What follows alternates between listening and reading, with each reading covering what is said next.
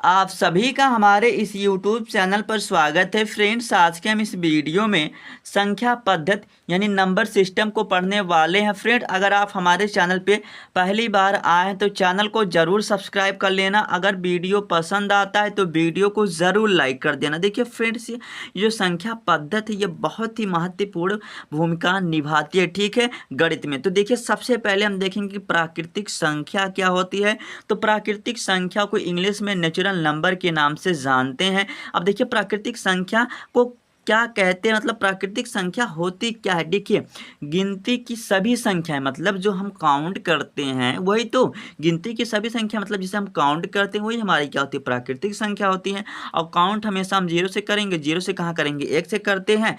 तो यही हमारा क्या होता है, मतलब कहने का मतलब यही है, गिनती की सभी संख्याओं को प्राकृतिक संख्या कहते हैं। अब यहाँ पर देखिए आप कुछ संख्याओं को गिन लेंगे, कुछ आगे बढ़ते जाएंगे तो आप नहीं गिन पाएंगे। तो यहाँ पर हमने क्या किया, इनफाइनाइट या अनंत, मतलब ये हमारी जो प्राकृतिक संख्याएं हैं वो क्या है, अनंत है, ठीक है। आप गिनते जाएंगे तो संख्याएं कम पड़ेंगे, नहीं कम पड़ेंगे, वो बढ़ते ही जाएंगे, ठीक है। तो यहाँ पर हमने लिखा एक, इसको हम गिन सकते हैं, दो, इसको भी और इसको भी, और यहाँ पर हमने डॉट डॉट करके अनंत कर दिया, मतलब इनफाइनाइट हो गया। तो समझ में आ चुका है कि प्राकृतिक संख्या क्या होती है, गिनती की सभी संख्याएं प्राकृतिक संख्या कहलाती हैं।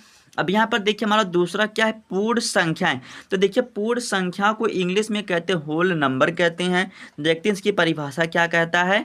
प्राकृतिक संख्याओं की समूह में यदि जीरो को शामिल कर लिया जाता है तो वह संख्या पूर्ण संख्या बन जाती है, ठीक है।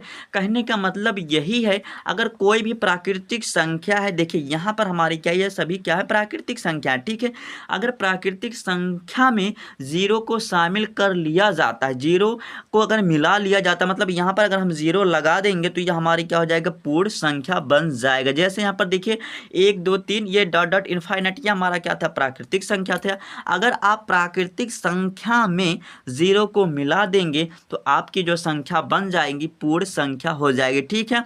अब यहाँ पर देखिए हमारा जो तीसरा है पूर्णांक संख्या है। तो पूर्णांक संख्या क्या होती है, इसे इंग्लिश में इंटीजर नंबर कहते हैं। देखिए पूर्णांक संख्या वो संख्याएं होती, मतलब सभी धनात्मक, जो सभी धनात्मक संख्या, देखिए सभी धनात्मक और सभी ऋणात्मक तथा शून्य संख्याओं का समूह। कहने का मतलब यही है, जो संख्या धनात्मक होगा, ऋणात्मक होगा और शून्य होगा, और इनका जो मतलब समूह होगा, इनका जो ग्रुप होगा वही क्या होगा, हमारा पूर्णांक कहलाएगा, जिसे इंटीजर कहते हैं। अब यहाँ पर देखिए अगर हम उदाहरण के तौर पर समझेंगे तो ज़्यादा समझ में आएगा। देखिए सभी धनात्मक, तो यहाँ पर देखिए 1 2 3, और यहाँ पर आप आगे बढ़ता जाएगा, ठीक है। और सभी ऋणात्मक, मतलब यहाँ पर -1 -2 -3, तो यहाँ पर हमारा क्या हो गया, ऋणात्मक। और कह रहा शून्य संख्याओं का, तो यहाँ पर शून्य संख्याओं का ये सब क्या है, समूह है ना। कहने का मतलब बस आप इतना समझो, अगर ऋणात्मक, जीरो और धनात्मक तीनों संख्याएं मतलब एक साथ हो जाती हैं तो हमारा पूर्ण संख्या हो जाएगा, ठीक है। मतलब पूर्ण कह रहे हैं कि पूर्णांक हो जाएगा, ठीक है। अगर हमारा काउंट के नंबर, मतलब गिनती की संख्याओं में अगर हम जीरो को शामिल कर देंगे तो हमारा पूर्ण संख्या बन जाएगा, ठीक है। अगर हम तीनों को मिला देंगे, कहने का मतलब क्या है, अगर हम तीनों को, मतलब कहने का मतलब यही, अगर हम ऋणात्मक संख्या ले ले, फिर हम जीरो ले ले, फिर हम धनात्मक संख्या को ले ले, तो हमारा क्या हो जाएगा, पूर्णांक बन जाएगा, जिसे इंटीजर कहते हैं, ठीक है। अब यहाँ पर देखिए हमारी सम संख्या, देखिए सम संख्या को इंग्लिश में क्या कहते हैं, एवन नंबर कहते हैं। देखिए सम संख्या क्या होती है, यहाँ पर भी देख लेते हैं। सम संख्याएं वे संख्या होती हैं जो दो से पूर्णतः विभाजित हो। कहने का मतलब क्या हो, पूरा पूरा एकदम विभाज्य हो जाए, ठीक है। अब यहाँ पर देखिए अगर हम सम संख्या की बात करें, अब देखिए यहाँ पर हमारा 2 है, 2 से विभाज्य हो जाएगा, 4 है, 2 से विभाज्य हो जाएगा, 6 है, 2 से भी विभाज्य हो जाएगा, 8 है, ये भी विभाज्य हो जाएगा।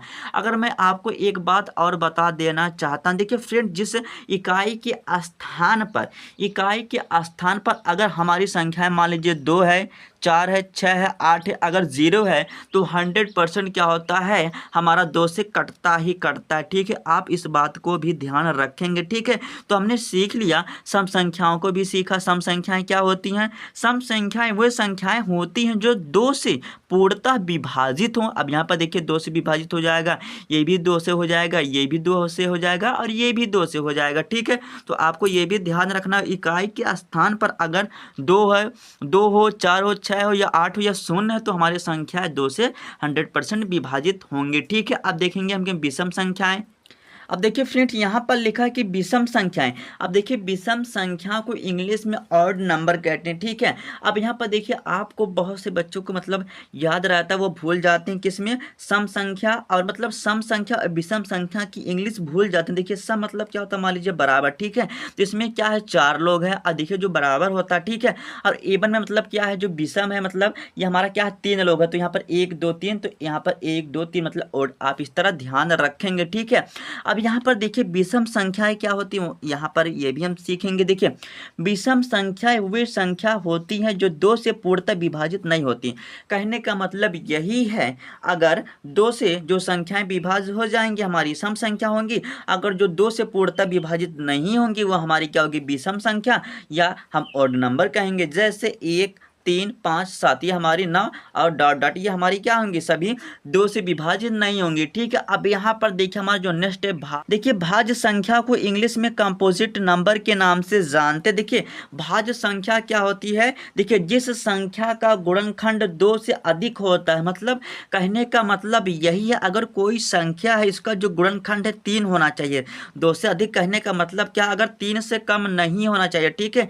अगर 3 से कम हो जाता मतलब 2 से कम हो जाता तो हमारे क्या भाज्य संख्याएं नहीं होंगी, ठीक है। अगर 2 से अधिक होता तो चल जाएगा, ठीक है। तो देखिए 4 को सबसे छोटी भाज्य संख्या इसीलिए माना जाता है, ठीक है। आप जानते होंगे कि 4 को सबसे छोटी भाज्य संख्या माना जाता है, लेकिन आपने कभी नहीं सोचा कि 4 को सबसे छोटी भाज्य संख्या क्यों माना जाता है। तो इसका सबसे मुख्य कारण यही है कि जिस संख्या का जो गुणनखंड है 2 से अधिक होना चाहिए, मतलब 3 होना चाहिए, बस इतना समझो। मतलब वे संख्या जिस संख्याओं का जो गुणनखंड है 3 होना चाहिए वही हमारी क्या होती है, भाज्य संख्या होती है। देखिए सम संख्या क्या कहती है, सम संख्या बस आपको 2 से विभाज्य कर देना, मतलब 2 से भाज्य कर देना है। अगर इसका जो अगर कोई भी संख्या उसका जो गुणनखंड है अगर हमें 3 मिल जाता है या 3 से अधिक बार मिल जाता तो वही हमारी क्या होती है, भाज्य संख्या होती है, ठीक है। चलिए हम 4 का फैक्टर करके आपको दिखाते हैं, ठीक है। ये हमारा 4 है, यहाँ पर हम भाग करेंगे 2 हो गया, फिर यहाँ से 2 से भाग लगाएंगे 1 हो गया, फिर 1 हमारा 1 से कट जाएगा। तो यहाँ पर ये जो निकल के आया 2 गुने 2 गुने 1, तो यहाँ पर देखिए इसका जो गुणनखंड निकल के आया 3 निकल के आया। 2 से अधिक है कि नहीं, है बिल्कुल है।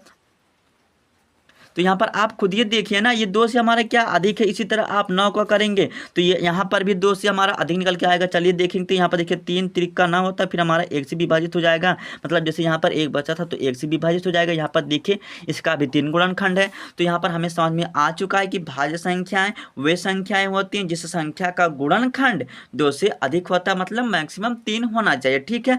अब यहाँ पर देखिए जैसे 4 6 8 9 इतना करने के बाद अब यहाँ पर अब देखिए हमारे क्या है, अभाज्य संख्या। देखिए अभाज्य संख्या को इंग्लिश में प्राइम नंबर के नाम से जानते हैं। देखिए अभाज्य संख्या क्या होती है, ऐसी संख्याएं जिनके केवल 2 गुणज होते हैं। मतलब अभाज्य संख्या क्या कहती है, अभाज्य संख्या यही कहती है जिसका जो गुणनखंड है ना ही 2 से कम ना ही 2 से ज़्यादा होना चाहिए, बस 2 ही होना चाहिए, ठीक है।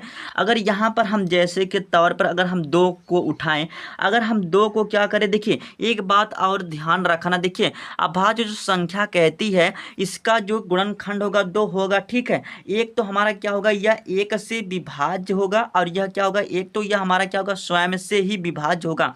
कहने का मतलब हमारा 2 है ना, तो यहाँ पर देखिए हमारा जो 2 है, दूसरा पेन लेते, जैसे हमारा क्या है, ये हमारा 2 है, तो यहाँ पर हमारा ये 2 है, 2 खुद से विभाज्य होगा एक बार में, ठीक है। यहाँ पर हमारा ये कट गया, मतलब एक बार में, ठीक है। अब यहाँ पर ये तो हमारा 2 स्वयं से विभाज्य हो गया, अब 1 से भी विभाज्य होगा। मतलब कोई भी संख्या होती है तो हमारा 1 से विभाज्य होता ही होता है, ठीक है। इसी प्रकार हमारा 5 है, तो हमारा 5 क्या है, 5 स्वयं से विभाज्य होगा। ये हमारा 5 है, 5 को हम क्या कर सकते हैं, स्वयं से इसको विभाज्य मतलब इसको काट सकते हैं, और इसी प्रकार इसको हम 1 से भी काट सकते हैं। इसीलिए कहा गया है कि ऐसी संख्याएं जिनकी केवल 2 गुणज होते हैं। इसी प्रकार हमारा 7 हो जाएगा, फिर 13 हो जाएगा, फिर हमारा क्या हो जाएगा, आपको थोड़ा सोचना है। तो इसी प्रकार हमारा 17 हो जाएगा, इसी प्रकार बढ़ता जाएगा। अगर आप 17 को लेंगे तो हमारा 17 एक तो हमारा स्वयं से विभाज्य हो जाएगा, एक तो हमारा क्या होगा, 1 से विभाज्य हो जाएगा। इसका गुणनखंड 2 निकल के आ जाएगा, इसका गुणनखंड 5 1 हो जाएगा, इसका 2 और 1 हो जाएगा, बस। तो बस आपको इसमें ध्यान रखना है कि सबसे छोटी अगर आपसे अभाज्य संख्या पूछ ले तो आपको 2 बताना, ठीक है। तो फ्रेंड्स मैं उम्मीद करता हूँ कि वीडियो आपको जरूर पसंद आया होगा। अगर पसंद आया तो लाइक कर देना, अगर चैनल पर नया है तो चैनल को जरूर सब्सक्राइब कर लेना।